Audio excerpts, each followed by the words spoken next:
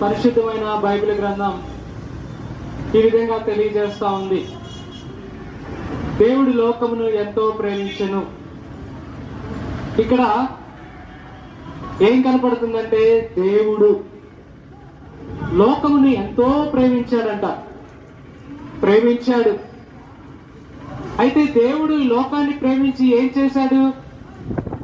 దేవుడు ఈ లోకాన్ని ప్రేమించి ఆయన యొక్క ఒక్కగానొక్క కుమారుడైన యేసుక్రీస్తు ప్రభువారిని ఈ లోకానికి పంపించాడు.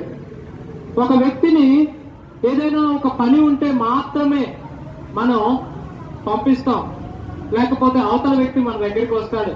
ఏ పని లేకుండా ఎవరు ఎక్కడికి వెళ్ళరు. అయితే యేసుక్రీస్తు ప్రభువారు ఈ లోకానికి ఎందుకు వచ్చాడు అంటే, తండ్రి అయిన దేవుడు ఈ లోకానికి ఒక ఉద్దేశంతో పంపించాడు. ఏమిటా ఉద్దేశం?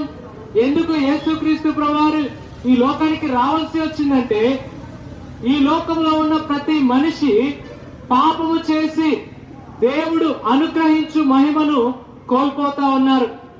ఏంటి ఈ మహిమ అంటే, పరలోకంలో ఉండేటటువంటి మహిమను కోల్పోతా ఉన్నారు. ఈ పరలోకానికి వారసులుగా ఉన్నటువంటి మనుషులు, ఈ పరలోకానికి వారసత్వం కలిగినటువంటి మనుషులు ఆ మహిమను కోల్పోవటానికి కారణం పాపమే. లోకంలో దేవుడు పైనుండి ప్రతి ఒక్కరిని చూస్తూ ఉంటాడు. పరిశుద్ధమైన బైబిల్ గ్రంథంలో ఉంది, దేవుడు ఆయన కన్నులతో మంచి వారిని చెడ్డవారిని చూస్తూ ఉన్నాడు. ఈ లోకంలో ఉన్న ప్రతి ఒక్కరు గమనించాల్సిందే. మనమే అనుకుంటాం, వీడు చెడు చేస్తున్నాడు కదా అని అనుకుంటాం, వీళ్ళు మంచి చేస్తున్నారు కదా అని అంటాం.